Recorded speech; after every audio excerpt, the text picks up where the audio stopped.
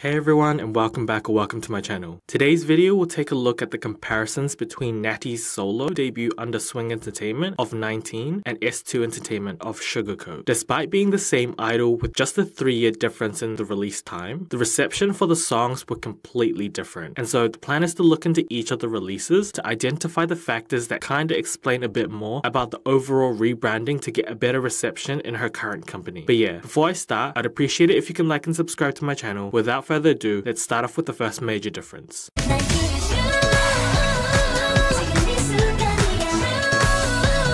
Starting off, one clear noticeable difference between the two eras for Natty was the companies that she was under. Having released 19 under Swing Entertainment and Sugarcoat under S2 Entertainment, you would low-key expect 19 to do a bit better considering they were relatively established, being that they were owned by CJE&M, which basically owned Mnet too. However, in that brief period that Natty was signed under Swing Entertainment during 2020 to 2022, it seems like CJE&M was kinda going through it, as mid-2021 is when we would see many sub-labels merge, including Stone Music, One Effect, Studio Blue, and Off The Record, to combine what we know as Wake One Entertainment. This is more of an assumption as there was no definitive reasoning explaining the merge of these smaller labels. However, to add to the potential misfortune and kind of explain why it looks like a negative, Natty's debut came out in 2020, which would also coincide with the initial wave of COVID, and thus impacting the ability for Swing Entertainment to properly promote and market her. We obviously wouldn't know how much energy Swing Entertainment would actually put on her, but a lot of rookies would just feel the burdens of the restrictions that were placed on them. As a result, we would see a lot of companies rely on their moneymakers to keep them afloat during these times. For Swing Entertainment, this would be IZ*ONE, who were on their final year before disbandment, and so Natty's solo activities were heavily dependent on her debut actually thriving, or there would be hesitation to promote her as much, especially during this time. With less than a full year of management before they would basically throw her in the dungeon, this might give an indication as to the reception of both her debut and only comeback. As for S2 Entertainment, it was not looking too hot as well, considering a year before that, they had disbanded their only group of Hot Issue. However, in saying that, there were clear differences between Hot Issue and Kiss of Life, which I talked about in another video. Although Sugarcoat was technically a pre-release alongside the other members' solo songs, the impacts of Sugarcoat ended up being greater than 19, as seen through one of the only numerical metrics that I could find to compare the two songs of Spotify streams, in which Sugarcoat has 15 times more streams than 19.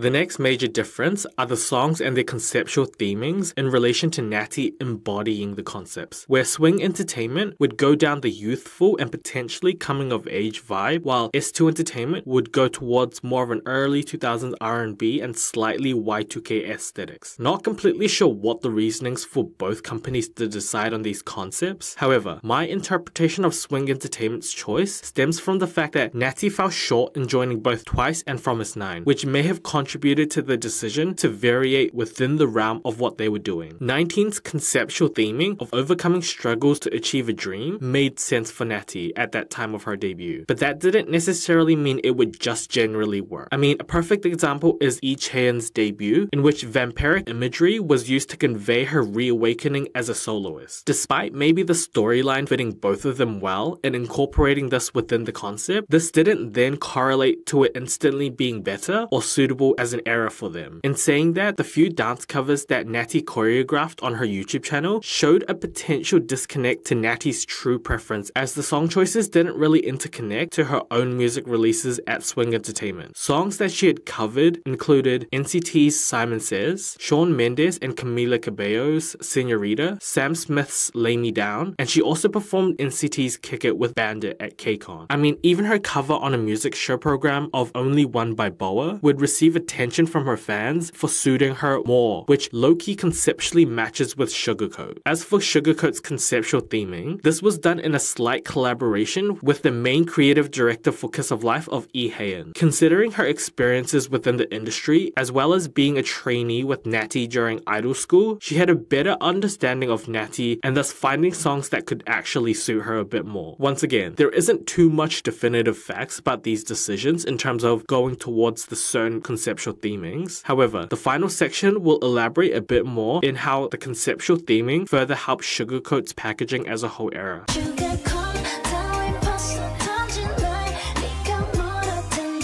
The final section is going to be a bit shorter because there isn't too much to say, but also this part focuses more on the whole rebranding factor done right for Natty. In terms of song genres, there were a few additional benefits that Natty got from releasing Sugarcoat in comparison to 19. 19 was a pretty tamed youth pop sound, which didn't really distinguish itself besides Natty's vocals. We did get a dance break towards the end of the bridge to kind of switch things up in terms of the overall performance for the song. However, this was nothing too impactful that would exponentially increase her attention and distinguish herself a bit more. In comparison to Sugarcoat, the early 2000s R&B inspiration complemented the rising Y2K trends of using throwback sounds to induce a sense of nostalgia. This rising trend of nostalgia bait within the new generation combines the idea of being both new and old at the same time, which further helped the reception of the song. As well as that, the song would also introduce a relatively different genre to the K-pop audience, as there is a lack of general R&B influence in title tracks. I know that Sugarcoat was technically a pre-release for the eventual debut of Kiss of Life, but it still felt like a relatively main release for Natty as a reintroduction under S2 Entertainment. But yeah, overall, the genre of the song, plus having a whole music video despite not being the main release, further elevated this era and provided that oomph to become more distinguishable as a song in comparison to 19. Final thoughts. Besides the subjectivity of enjoying songs over others, these three factors have come together to reinvent and rebrand Natty. Her talent has always been there, but unfortunately, it doesn't guarantee anything. Having moved to Korea at the age of 11, spending time in SM, JYP, Swing Entertainment to S2 Entertainment, having participated in 16 where Twice was formed, Idol School where Fromis 9 was formed, having almost debuted in a Pledis X Stone music group, to debuting solo during COVID, and now we are here with her rising success within Kiss of Life. The determination of Natty is outstanding, and it just shows how much the right factors can influence your trajectory. I mean, the luck, right timing, rebranding, and marketing of Natty has done wonders for her, as people are currently throwing her in the mix as a frontrunner for potential it girl for the 5th generation, while also escaping Nugudum despite being in a smaller company. And all this starting from such a strong foundation to release like Sugarcoat to introduce Natty and Kiss of Life onto the scene. But yeah, that's it for the video. Thanks for watching, and let me know your thoughts on the 2 solo releases of Sugarcoat and 19, your thoughts on the rebranding of Natty, and whether you think it suited her, and maybe any other soloists or groups that you think could thrivingly suit another concept to maybe further their career. Not gonna lie, but I'm not too sure what my next video will be. There's been a slight drought of video ideas at the moment, and so I was low-key thinking of expanding beyond K-pop into the Western entertainment potentially. So let me know what you think about that, or should that go on a separate channel to distinguish the content being received? But yeah, I'll still continue to research and kind of look for more ideas to talk about, and so if you're interested to hear more of my thoughts, then please like and subscribe to keep up to date, and I'll see you in the next video. Bye!